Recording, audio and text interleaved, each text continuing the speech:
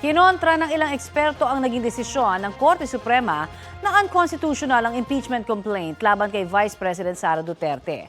Ang isa sa kanila, nagmumungkahi ng magkaroon ng oral arguments bago desisyonan ang inaasahang pag-apela ng Kamara kaugnay nito. Balitang hatid ni Maki Pulido. Kung si retired Supreme Court Senior Associate Justice Antonio Carpio ang tatanungin, nagkamali ang Korte Suprema nang sabihin itong nalabag ang one-year bar rule sa impeachment ni Vice President Sara Duterte. Bagamat may 3 reklamong na unang inihain ng ilang pribadong individual at inendorso ng ilang mambabatas, ang ika-4 na complaint lang daw ang pinagbutohan at inaprubahan ng plenaryo ng Kamara. Na-aksyonan na raw ito bago pa nag-adjourn ng Kamara noong February 5, 2025. When the House adjourned. So when the House adjourned, the 4th complaint was already approved by the plenary and it already reached the Senate. So obviously, the one-year bar rule cannot apply to the 4th complaint. The 4th complaint was filed on time. So it's a very basic error there, and I think it deserves to be reconsidered by the Supreme Court. Sangayon dito ang isa sa mga nagbalangkas ng 1987 Constitution na si Attorney Christian Monson. The Supreme Court overreached its powers under Article 8, Section 1. If the Supreme Court made mistakes or were wrong in what they were doing or unfair, unjust, and so on, then the people can go to the Ombudsman. Pagdedesisyonan ng Senado sa August 6 ang susunod nilang hakbang kaugnay ng impeachment complaint. Pero sabi ni Carpio, dapat hintayin muna ng Senado ang ihahaing motion for reconsideration ng Kamara. It's not yet final. Normally, you act when it's already final.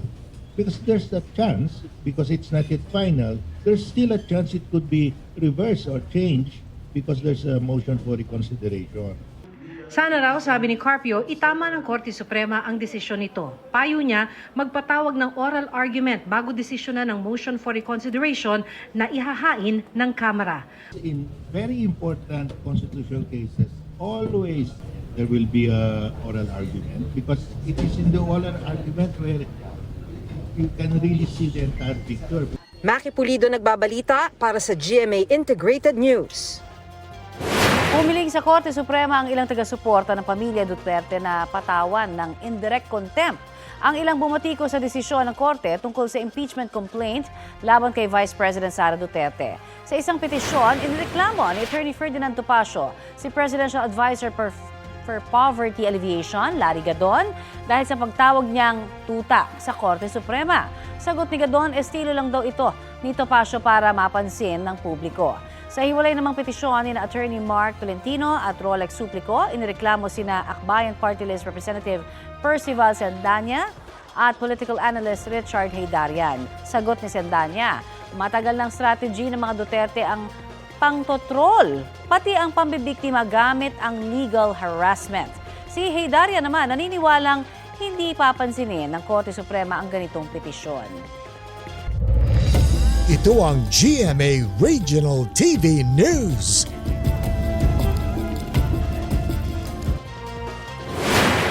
Balita sa Visayas at Mindanao mula sa GMA Regional TV. Sugatan ang isang lalaki sa Lapu-Lapu, Cebu matapos mabaril ng pulis. Sara, ano nangyari? Rafi, pinaputukan daw ng sospek ang mga rumespondeng pulis sa Barangay Bangkal. Ayon sa Lapu-Lapu City Police, nakatanggap sila ng impormasyon mula sa isang concerned citizen na may armadong lalaki na nanutok ng baril. Nakaaway raw kasi ng lalaki ang isa niyang pinsan at kapitbahay. Kwento ng isang saksi, ang sospek ang unang nagpaputok ng baril nang makitang paparating ang mga pulis. Walang sugatan sa mga pulis. Naka-hospital arrest ngayon ang sospek na wala pang pahayag. Maharap siya sa reklamong illegal possession of firearms at attempted murder. Arestado ang isang magsasaka dahil sa pagtatanim ng marijuana sa General Santos City. Nasa 50 fully grown marijuana plants ang nabistong nakatanim sa lote ng sospek sa Barangay San Jose. Nasapat din sa sospek ang mga pinatuyong dahon ng marijuana, pati ang isang baril at mga bala. Maharap siya sa reklamong paglabag sa Comprehensive Dangerous Drugs Act at Comprehensive Firearms and Ammunition Regulation Act. Sinusubukan pa siyang kunan ng pahayag. Ito na ang mabibilis na balita. Pasintabi po sa mga nanananghalian, isang patay na sanggol ang natagpuan sa isang creek sa Angono, Rizal. Ayon sa isang opisyal ng Barangay San Vicente, wala nang buhay ang sanggol na kasama ng mga basura sa tubig. Sa tansya ng mga otoridad, nasa 2 araw ng palutang-lutang sa tubig ang sanggol. Patuloy pang iniimbestigahan kung saan galing ang sanggol at sino ang magulang. Huli sa magkahiwalay na operasyon sa Pampanga ang 4 na Koreanong sangkot umano sa panloloko. Ang 2 sa mga suspect nang bibiktima sa kanilang modus na Peking Travel Agency. Itinibre ito ng Department of Tourism dahil maraming Pilipino at dayuhan ang nabiktima na umano. Ang 2 naman sangkot sa pangi-scam sa mga gustong mag-subscribe sa isang online streaming platform. Leader umano ng scamming syndicate sa South Korea ang isa sa kanila. Sinisika pa namin makuha ang funding ng 4 na inarestong Koreano na nahaharap sa deportation.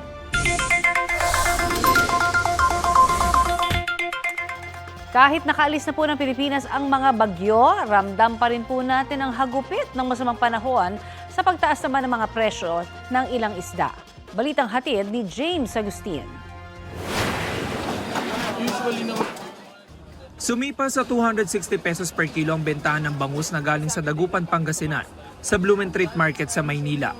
210 pesos per kilo lang yan bago manalasa ang bagyo noong nakaraang linggo. Tumaas din ang presyo ng boneless bangus na 100 pesos hanggang 120 pesos kada peraso. Yung pinaka main reason po kasi nung pagtaas ng presyo yung mga bagyo na dumating po talaga eh. Kasi mahirap hulihin, konti yung supply. So usually talagang tumataas talaga yung presyo ng mga isdang dagat. Ilang araw ng araw matumal ang bentahan sa palengke. Talagang mararamdaman mo yung yung pagkonti ng mga namimili kasi nga syempre hindi sanay sa presyo na binibigay namin ngayon kasi sobrang tumaas talaga siya kumpara sa mga nakaraan. Tumaas din ang presyo ng matambakan na 200 pesos per kilo na mula sa 180 pesos. Ang galunggong ay 240 pesos hanggang 280 pesos, depende sa klase. Mas mataas ng 40 pesos kumpara noong nakaraang linggo. Bigla na lang silang tumaas dahil sa epektado ng dala ng bagyo, dahil na ng dating ng isda. Kamusta naman ang bentahan niyo rin? Medyo naninibago. Biglang nanggaling mababa, biglang taas. 20 pesos naman ang itinaas ng pampano na 400 pesos na, habang ang salmon head ay 200 pesos. Hindi naman gumalaw ang presyo ng tilapia na galing Pampanga na naglalaro sa 110 pesos hanggang 140 pesos. Ang mga mamimili dumidiskarte na, gaya ni Aida na may karinderya sa Santa Cruz, Maynila. Hindi raw pwede mawala sa kanyang putahe ang isda. Bibili na ako ng mas mura ng isda para makapagtinda ako ng mas mura din sa mga tao. Si Antonia naman 250 pesos na halaga na matambaka ang binili. Tataasan lang presyo din. James Agustin, nagbabalita para sa GMA Integrated News. Mga kapuso, positibo pa rin sa paralytic shellfish poison o toxic red tide ang ilang baybayin sa Visayas at Mindanao. Ayon sa Bureau of Fisheries and Aquatic Resources, yan ang Matarinaw Bay sa Eastern Samar, Dumangkilas Bay sa Zamboanga del Sur at Tantanang Bay sa Zamboanga, Sibukay. Hindi po ligtas kainin ng mga shellfish at alamang mula sa mga nasabing lugar. Ligtas namang kainin ang isda, pusit, hipon at alimango basta't sariwa, nilinis at naluto ng mabuti.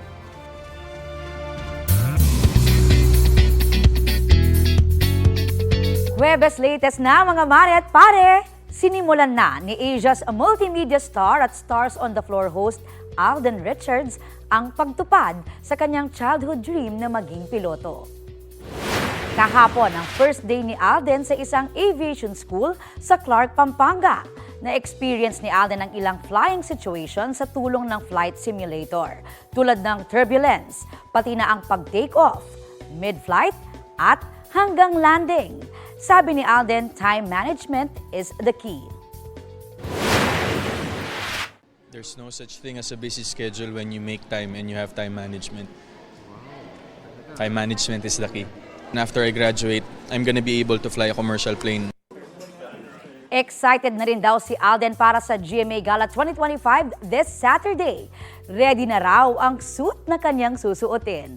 Looking forward si Alden na makabonding ang kapuso artists and personalities maging ang ibang kapuso. Special din daw ang event dahil parte ito ng 75th anniversary ng GMA Network. Sa kuha ng CCTV, makikitang humaharurot at tila nagkakarera ang tatlong motorsiklong yan sa Maynila. Habulan pala yan sa pagitan ng hold-upper at tauhan ng Manila Police Station 11. Kwento ng estudyanteng biktima, hindi siya nakapalag nang tutukan siya ng baril at takutin na babarilin ng suspect. Agad siyang nagsumbong sa mga pulis. Na-corner ng mga otoridad ang lalaki nang mahulog sa sinasakyang motorsiklo. Doon na siya nakipagbarilan sa pulis. Kahit may tama na sa paa, mabilis siyang umakyat sa MacArthur Bridge hanggang makarating sa Manila Hotel. Tsaka nagtago sa damuhan doon. Paliwanag ng suspect, dala lang daw ng pangangailangan kaya niya nagawa ang krimen. Hindi na nabawi mula sa suspect ang cellphone na 25,000 pesos ang halaga at 3,000 pesos na cash. Naharap siya sa reklamong robbery at illegal possession of firearms. Nakatakdang sampahan na ng civil at criminal complaints ngayong linggo ang driver ng truck na dumaan ng masira ang Kabagan, Santa Maria Bridge sa Isabela nitong Pebrero. Balitang hatid ni Joseph Morong.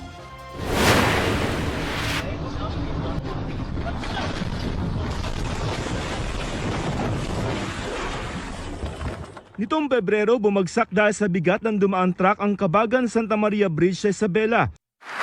Inihalimbawa ito ng Pangulo sa kanyang State of the Nation Address na mga di dapat tularan ng mga proyektong pang-infrastruktura ng pamahalaan.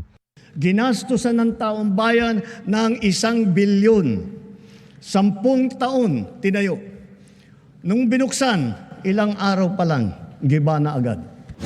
Ayon kay Public Works and Highway Secretary Manuel Bonoan, tapos na ang technical investigation nila sa tulay. Ang recommendations namin already is to file actually yung mga civil cases against yung mga what we feel na what we know na medyo may kulang sa paggagawa, let's say sa contractor o sa designer, and of course yung truck na nakasira. Ngayong linggo naman sasampahan ng reklamong sibil at kriminal ang driver ng truck. Ang Guadalupe Bridge naman sa Makati na nabanggit din ng Pangulo sa SONA sa 2027 pa gagawin.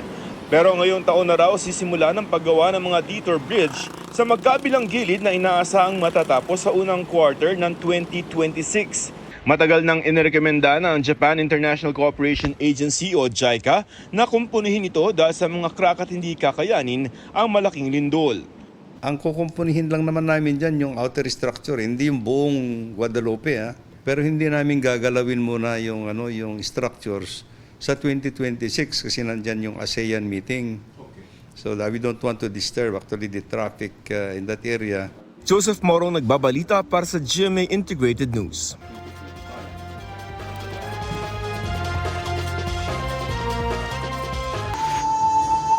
Makulay na ipinagdiwang sa Osaka, Japan ang 69 na anibersaryo ng Philippines-Japan Friendship Day. Nagpamalas ng kanta at indak ang mga Pinoy performers sa pangunguna ni Bayang Barrios.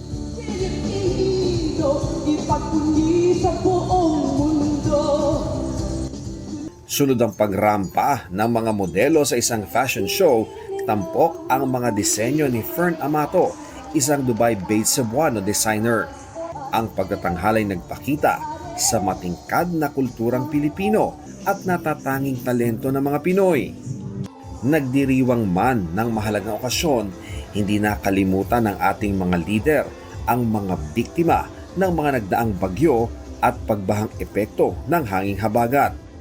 Tonight, our hearts and thoughts are with those who are facing difficult times.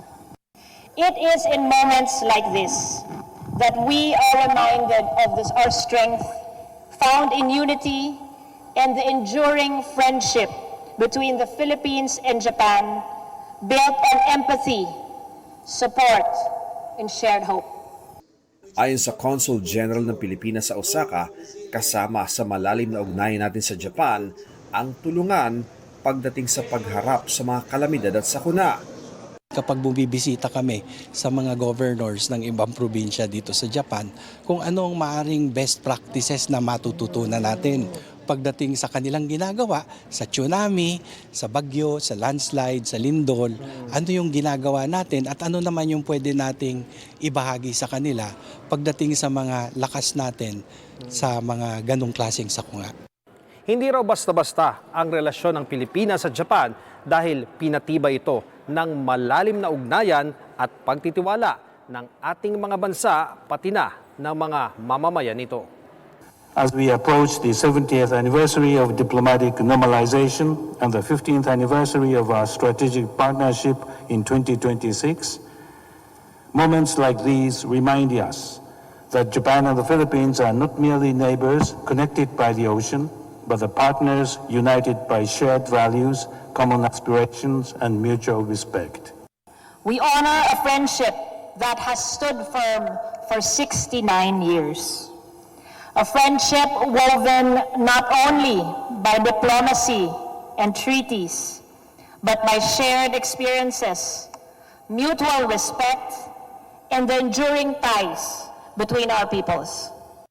Ang okasyon ay ginanap sa gitna ng tagumpay ng Expo 2025 sa Osaka at tatagal hanggang sa Oktubre. Isa sa mga dinarayo at pinipilahan ang Philippine Pavilion. Ian Cruz nagbabalita para sa GMA Integrated News.